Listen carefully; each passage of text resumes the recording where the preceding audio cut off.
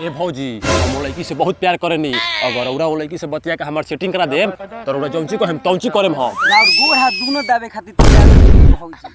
औरा को हम तोरा खातिर हम बनारसी साड़ी किन देम। ठीक बा, मौका के फायदा उठावल जाओ। मम्मी पापा से कह के हमरा लोगन के शादी सेट करा देता। बाकी हमरा के एगो बनारसी साड़ी खरीद के देवे के।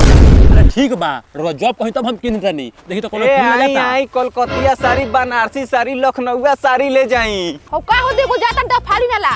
आ साड़ी के साथे एगो ब्लाउज फ्री ले जाई।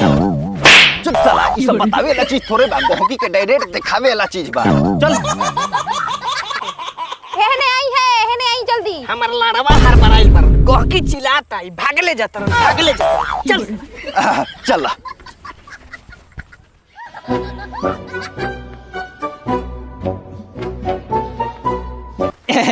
ई ली माई जी बनारसी साड़ी पहनते चेहरा पर चमक चढ़ जाइए, पटीदार सोरौ लोग जोड़ के मर जाई। कोरिया तू नहीं माई जी या बाई जी कहलन उते जा पटक के मुंह में बस धास दे। दोगला तू नहीं माल कह बाकी माई ना। ना रउआ लोग दो चार लात आउट दी हमरा के कि बहन चोद हमेजे गार चियर के मर जाई। पहिला बेर कोनो भोसरी के इज्जत दे के फसता हो। अरे बाप ए चिल्ला चुली मत करी लो। हमरा पेटी बाकस में तो साया साड़ी से पूरा भरल पड़ल बा। बाकी हमरा के कोनो बढ़िया रबर वाला ब्लाउज दिखाई। हाँ बरले बा, स्टॉक में बना चला। काहे कि जातना है छिनरिया पुरान की मेहरारू बारी से सब के रबरे वाला चोली चाहिए कि लोटको सामान खींचा के टाइट भरो। देखाबो हम बानी। बुरा ना मानी तो हम पहना के ट्राई करी के।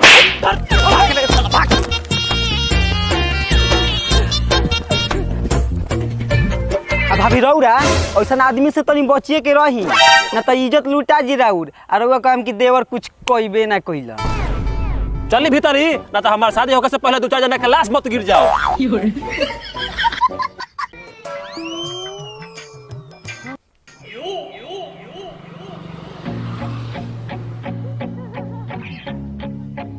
हाँ बाबूजी। हाँ बेटवा प्रणाम।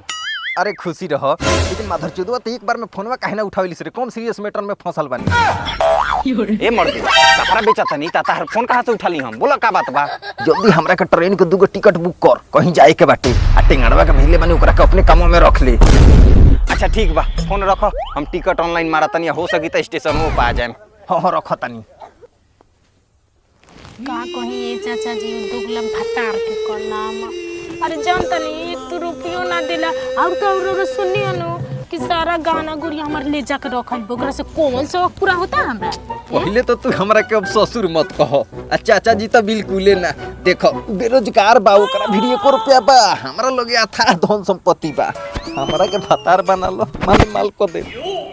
घरारी पहला जमीनवा बा वो लिख दे। सचू का? चलो भाग चलो। चली चलो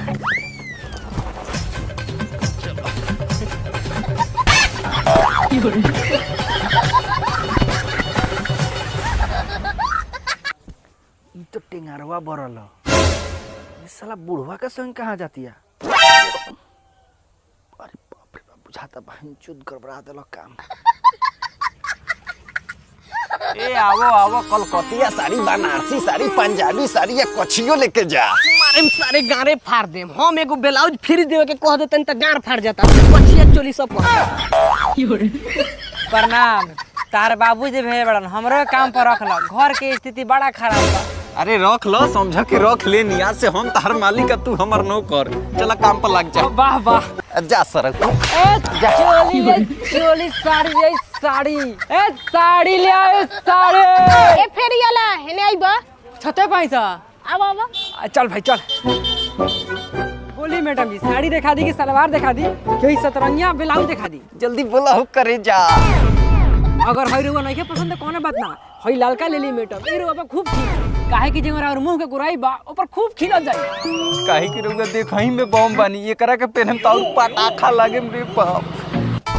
माधर चोदऊ हम यही जी बैठल बानी, मारेम जौने लात से जे गाड़ के गु मुंह माए बिगी। ए मार दे कम मत किया ना। ई तोर के बिया? ई साली बिया। हां तोर साली तो कम नहीं खे। कब हाउ देखाओ कहले बिया, आ पसंद पड़ते नहीं खे। ऐसा हमनी के ब्लाउज पहनावे के कहनी हसन। फेरी वाला के कामे होला उघारल सामान के तोपल सामान के उघारल। चले रे साला जाबर झुलुतिए बट। अरे बाप रे बाप। उस्ताद एकरा पहिले जोन सड़िया हम देखौनी हई उ सड़िया का भइल? ये देखी लो नहीं के नहीं होई बुला थोड़ी ना। दूर तोरी के रे हई 10 को साड़ी में को साड़ी भुला के हो जाई। अच्छा नहीं कि नहीं बाप हो बाप, मंगिए जरौनी सब सामान चुरा के पूंजी में घाटा लगा दे तरी सब। ए बुआ चलो ना बेचाई, पैक करो। बाप रे बाप, मुंह बनल बे सुई खाई लेकिन पूंजी में घाटा लगा देलो। हां मालिक हां हई धरी अब शाम के हम आए बिहान। ठीक बा, बिहान आइयो, हमरो बाबूजी के स्टेशन छोड़े जाए के बा। मुड़िया हो तारा देह पर पूरी पूंजी में घाटा लगाव तारू। बाप रे बाप, दुकानवा इतना प्राइस बरस है ठीक है कि इहो नहीं किलो कुछ सामान गिरल। ए केने बाड़ रे एक लोटा पानी ले बे आ केवरिया ही का खाते बंक ले बड़े ले जल्दी। घर के उड़ गइल नारी तो बन ना रही के मारी ना रही के मारी मतलब कहाँ रहल? सब रही बुढ़वा के संगे तोर मेहरारू भाग गई। मेहरारू भाग गई? आओ न तका झाल बजाव।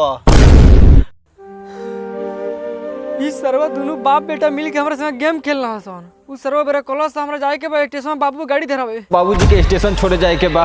एकर मतलब बुढ़वा जा बेटवा, हम पतोहिया पर ध्यान रखो, तनी तू काम पर ध्यान रखो। हाय बाप बुढ़ा बुढ़ा हाँ भैया रुकी भागी मत। वीडियो कैसा लगा एक बार कमेंट बताइए और चैनल पर नया बने तो सब्सक्राइब करी काहे कि पर वीडियो हमनियों के लगातार आई अगर थार आई। हाँ बाबू असली ना समाज बिगड़ी। तो एक बार कमेंट बताइए कि वीडियो कैसा लगा। बाकी चैनल पर नया बने तो सब्सक्राइब करी और एहो चैनल वीडियो लगातार आई। Love you.